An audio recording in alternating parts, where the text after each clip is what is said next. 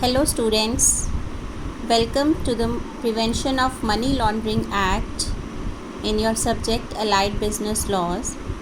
In the last chapter, video, we have studied about Consumer Protection Act. Today we are going to start with the new act, Prevention of Money Laundering Act 2002. As you can see on the screens, I have opened the book and you can see the notes of money laundering. First of all, I would like to discuss with you what is money laundering. Money laundering होता क्या है?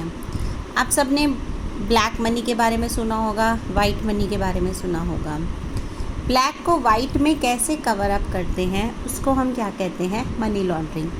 Simple words में, basic words में, simple भाषा में, एक आम आदमी की लैंग्वेज में मनी लॉन्ड्रिंग क्या होता है? जो भी आपकी इलीगल साधनों से कमाई गई धनराशि है, जो आपकी ब्लैक मनी है, जो डर्टी मनी है, गलत ढंग से कमाए गए पैसे को अगर आप लीगल बनाना चाहते हैं, वाइट मनी में कन्वर्ट करना चाहते हैं, उसको हम क्या कहते हैं? Money laundering. It is a process used by criminals to wash their tainted money to make it clean.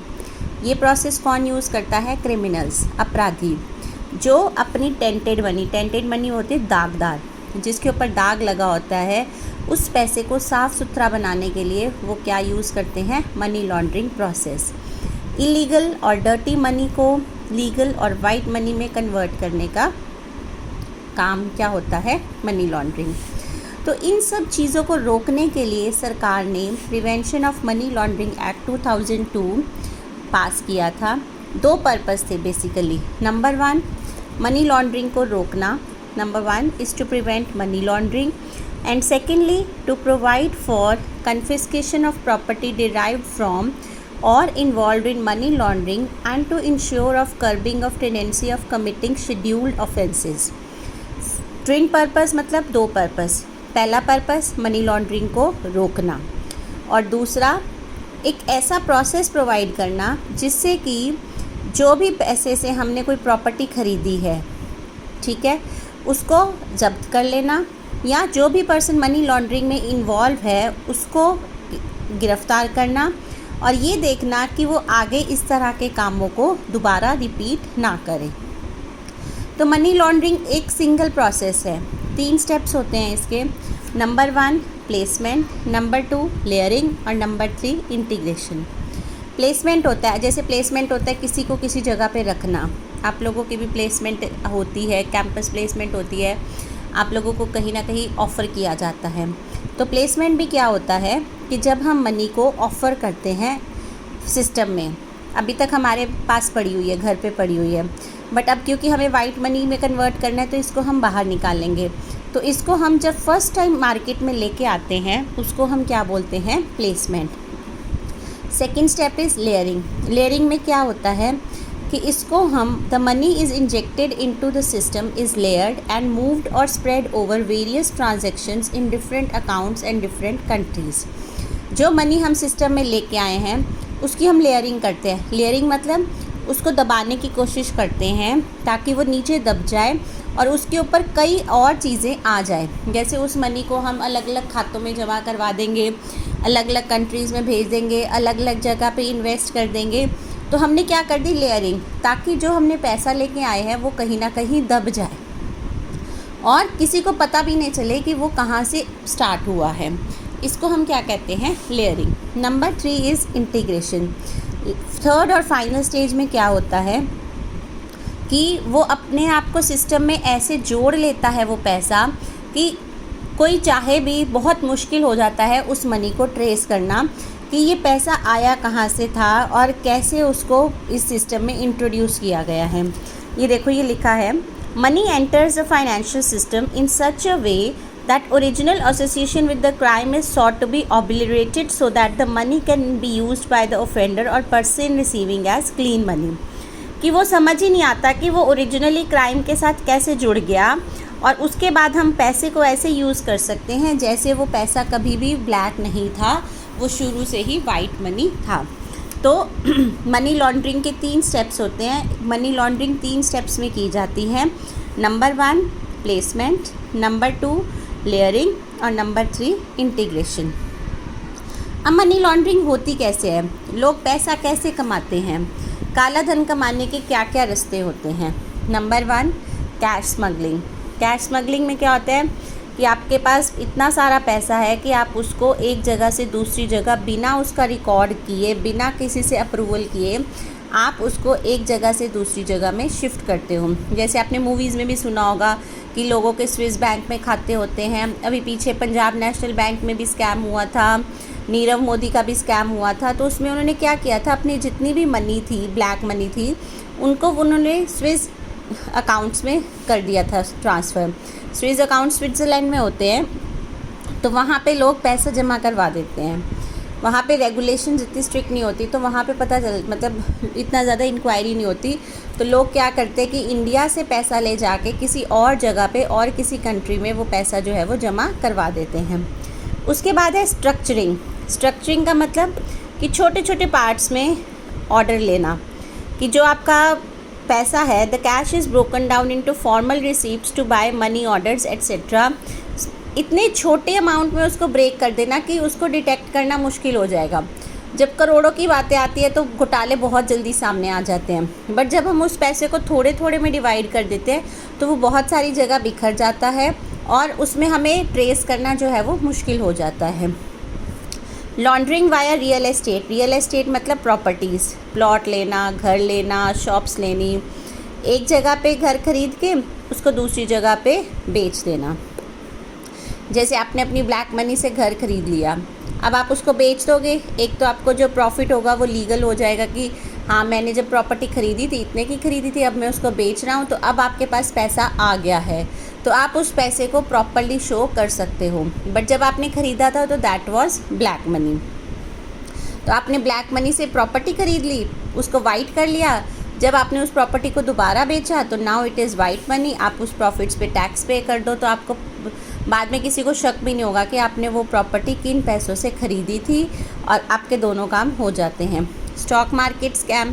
Stock market scams में क्या होता है बेटा, आपने अभी पीछे अभिषेक बच्चन की मूवी आई थी, नाम मुझे ध्यान नहीं आ रहा, जिसमें स्टॉक मार्केट का हर्षद मेहता का स्कैम हुआ था। हर्षद मेहता का स्कैम था, वेब सीरीज़ है एक, हो सके तो देख लेना, उसमें बहुत अच्छा दिखा रखा है स्टॉक मार्केट में कैसे स्कैम होता है।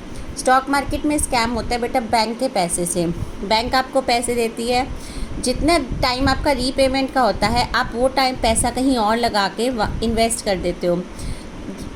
कई मल्टीपल बैंक से आप पैसे लेते रहते हो, एक के जो रीपेमेंट का टाइम होता है उसका फ़ायदा उठा के आप दूसरे बैंक में लगा देते हो, तो बैंक के कई पैसे फंस जाते हैं और इस तरह से आप जो है वो स्टॉक मार्केट में पैसा इन्वेस्ट करते चले जाते हो, कुछ अपना पैसा लगाते हो, कुछ बैंक से लोन लेते हो। By creating bogus companies. Bogus companies means fake company. सिर्फ आपने कंपनी खोल दी, उसमें आपने ये शो कर दिया कि मेरे इतने पैसे लगे हुए हैं। The company is opened only in papers. Actual practically physically वो कंपनी कहीं पे भी एग्जिस्ट नहीं करती।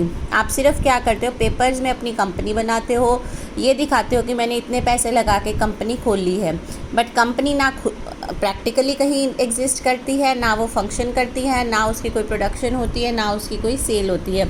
सिर्फ ये दिखाया जाता है कि मेरे पास इतने पैसे कमाए थे, मेरे पास इतने पैसे पड़े थे और उसकी मैंने क्या खोल दी है, कंपनी।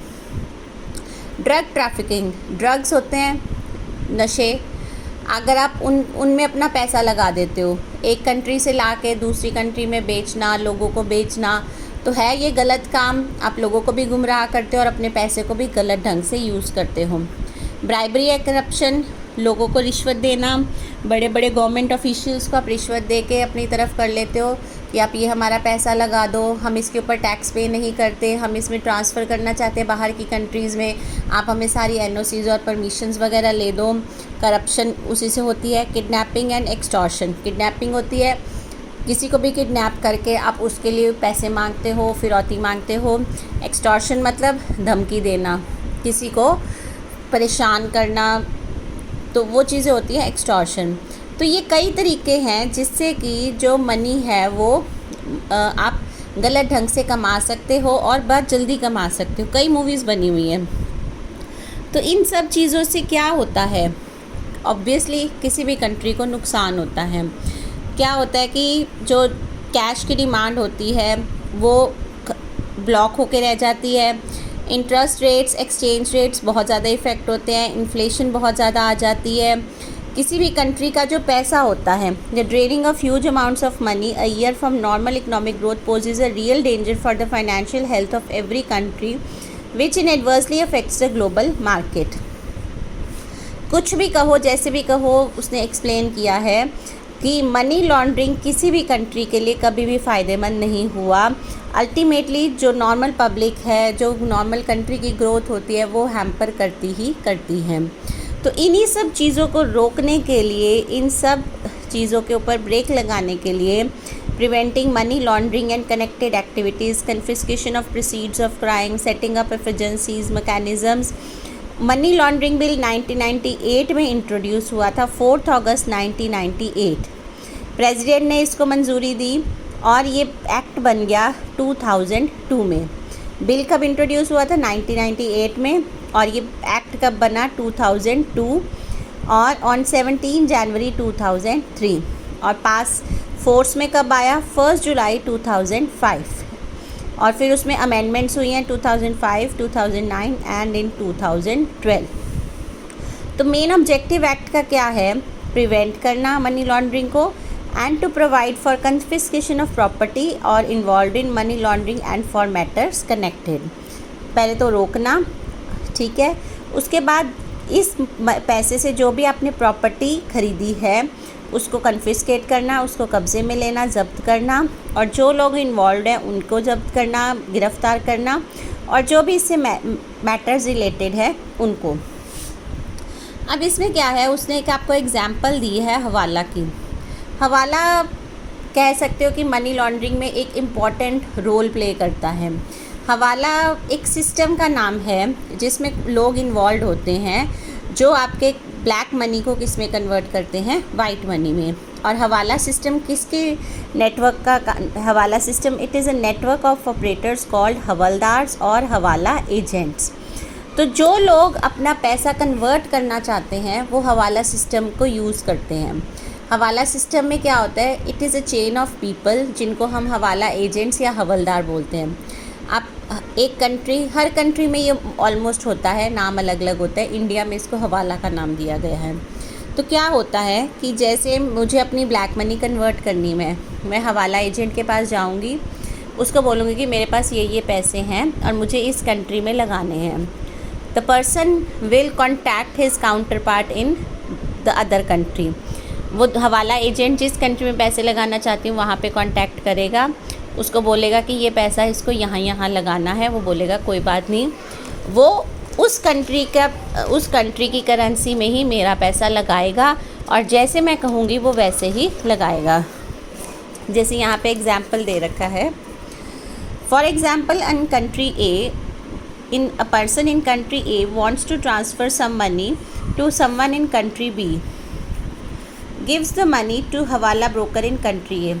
एक पर्सन है कंट्री ए में, वो अपनी मनी ट्रांसफ़र करना चाहता है कंट्री बी में किसी और को जो उसका नोन होगा।